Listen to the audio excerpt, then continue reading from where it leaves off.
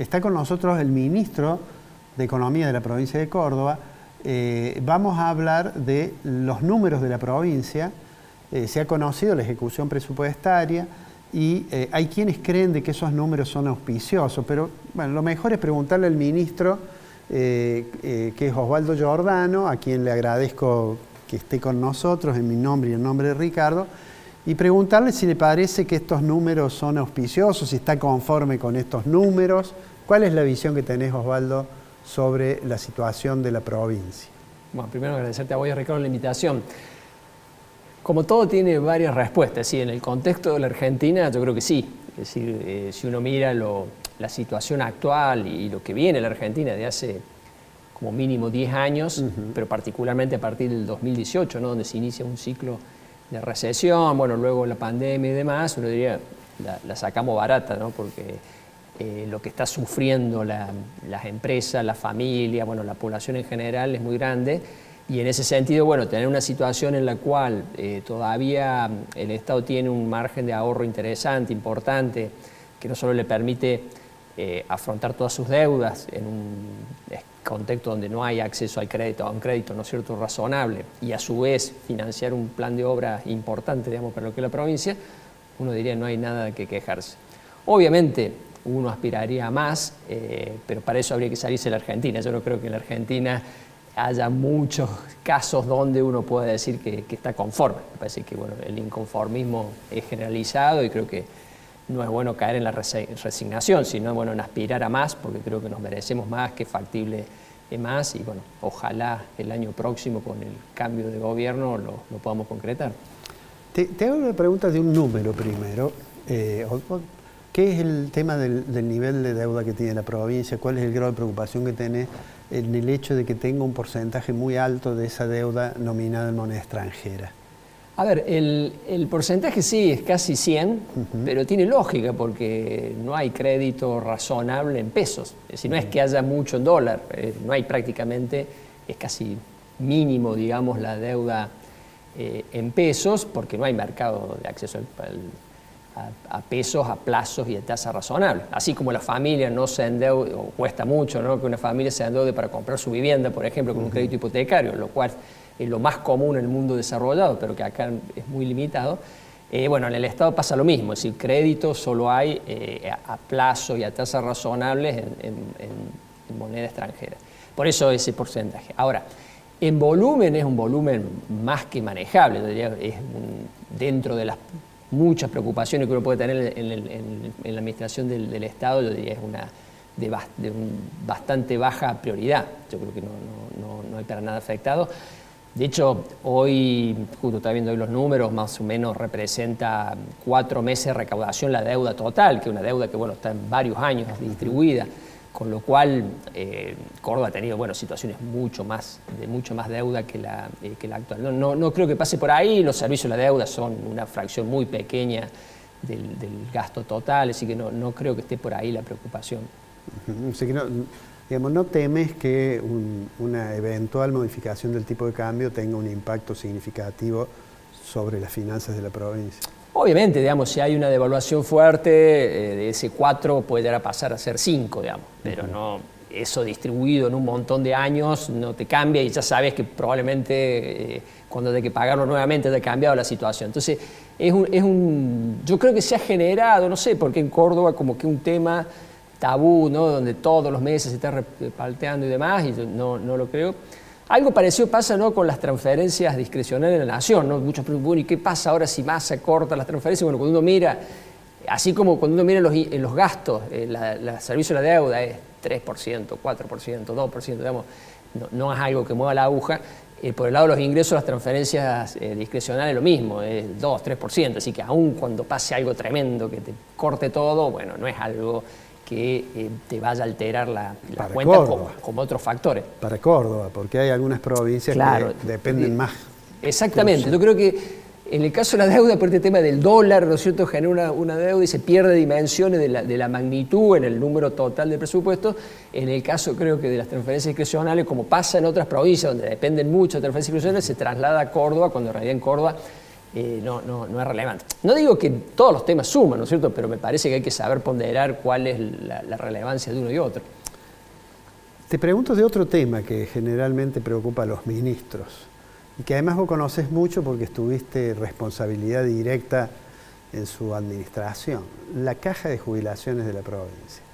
Bueno, cuando miramos los números y sobre todo el tema de las transferencias discrecionales, ahí está el problema. Es un tema importante porque los gastos previsionales, todo el mundo piensa, el tema previsional es un tema nacional, es cierto, el presupuesto nacional casi la mitad es jubilaciones, pero cuando uno mira presupuestos como el de Córdoba, Santa Fe o Entre Ríos, es un cuarto, es decir, no es la mitad, pero es un cuarto, ya es una proporción grande. Y cuando uno mira la película es más preocupante porque sin hacer nada todo tiende a empeorar. No porque se tomen decisiones equivocadas, sino que la demografía hace que es un gasto que tiene una inercia muy grande, expansiva. En el caso de Córdoba específicamente, además de lo que pasa en todo el mundo, que es la demografía, ¿no? Que vivimos más, una buena noticia, pero desde el punto de vista previsional es un problema. Además, tiene una inercia que es que el gasto previsional va creciendo más o menos en función de cuánto crecía el empleo hace 20, 30 años. Ese es lo que determina qué gente se jubila hoy, la que entró en la administración pública hace unos 30, 20 años. Y bueno, y ahí el crecimiento era mucho más grande que el crecimiento del empleo hoy, con lo cual, como digo, sin hacer nada, el gasto previsional te tiende a crecer. Eso se compensó con varias reformas, la última en el año 2020, reformas polémicas pero muy necesarias, porque permitieron, digamos, no solucionar, pero sí morigerar esa tendencia al alza. Pero también depende de otro factor muy importante, que es la relación con el gobierno nacional. Ustedes saben, hay una regla que dice que la nación, a las provincias que mantienen su caja, le tiene que transferir lo que le costaría a la nación administrar su caja. Esa es la manera como para poner en pie de igualdad Córdoba, por ejemplo, con Mendoza, que transfirió su caja. Sí. Si estuviera bien armonizado el régimen, significaría que se haría cargo de la nación. Claro. No está, pero bueno, hay aportes más altos que compensan. El problema central no es ese, sino el problema central es que ANSES cumple con eso, pero con un atraso grande. Básicamente, este año estuvo mandando plata a precio del 2019. Saca la cuenta, digamos, con la inflación actual. Hoy está mandando un tercio de lo que debería mandar, y eso sí genera un déficit importante, que es lo que ha obligado, digamos, a buscar financiamiento extra, incluso con aportes del Tesoro. Yo creo que ese sí es un tema muy relevante para Córdoba y que sería muy bueno resolverlo. De hecho, el diputado Carlos Gutiérrez presentó hace un tiempo un proyecto de ley, vi que en el proyecto de presupuesto se ha incorporado, que básicamente es muy simple, que se cumple esta regla pero con actualización. Es decir, que no use ANSES datos, información 2019, sino que la vaya actualizando, lo mismo que actualiza las jubilaciones, actualiza ese monto. Si eso estuviera vigente, la caja prácticamente se financiaría, no necesitaría, digamos, aportes extraordinarios para el financiamiento. Digamos que te veo como que estás relativamente conforme dentro del escenario que vivimos en la Argentina, por el lado de los ingresos, por el lado de los gastos. Te voy a hacer una pregunta que tiene que ver con una demanda que está muy presente en los agentes económicos del sector privado, que es el tema tributario. Es decir, existe un permanente reclamo que los niveles de presión fiscal que tiene la Argentina en general atentan contra la posibilidad del desarrollo de la actividad privada. Y en el caso de Córdoba también, y se critica, bueno, en particular las provincias tienen un impuesto que es muy malo, que es el impuesto de ingresos brutos. Entonces te pregunto, ¿la provincia tiene pensado alguna estrategia para morigerar esa presión fiscal? Y adicionalmente, ¿cuál es tu opinión sobre esta reciente aprobación del consenso fiscal que hubo en el Congreso? Mira, no solo que tiene pensado, sino que la ejecutó. Y si uno mira los últimos años, Córdoba bajó ingresos brutos casi un cuarto la alícuota promedio, fruto del consenso fiscal que se firmó en el 2017, más una serie de acciones adicionales. Por ejemplo, el monotributo sacó a todos los pequeños contribuyentes de los regímenes de pago a cuenta, los saldos a favor, venimos haciendo una política muy estricta de no generar grandes saldos a favor. de simplificar la forma de pago, es decir, una larga historia que no quiero aburrirte, digamos, de cosas que venimos haciendo tratando de que no sea tan gravoso el sistema tributario. Pero está ese reclamo todavía. Bueno, yo creo que está parte por el pasado. Sí, Córdoba tuvo en el pasado una presión tributaria alta, hoy te lo puedo demostrar que no es así. Córdoba está por debajo del promedio del resto de las provincias. Lo que sí es cierto es que el sistema tributario de la Argentina es muy malo, y en eso me anoto primero, digamos, la lista de críticos en relación a que este esquema donde está IVA, pero superpuesto el IVA a ingresos brutos, y sobre ingresos brutos está la tasa municipal, y pago el inmobiliario de la provincia, pero también a la municipalidad, y además bienes personales, y bueno, y así podemos hacer una larga enumeración de superposiciones e incoherencias, sin duda que sí, y yo creo que eso necesita una reforma de fondo, es decir, un cambio donde necesariamente tienen que estar los 3 niveles de gobierno. No quiero hacer propaganda, pero bueno, en el libro que vos presentaste, justamente uno de los capítulos apunta a eso, es decir, cómo uniendo impuestos simplifico los impuestos. Más allá si son un poco más altos, un poco más bajos, el problema nuestro es que además son muy malos impuestos, además de la presión.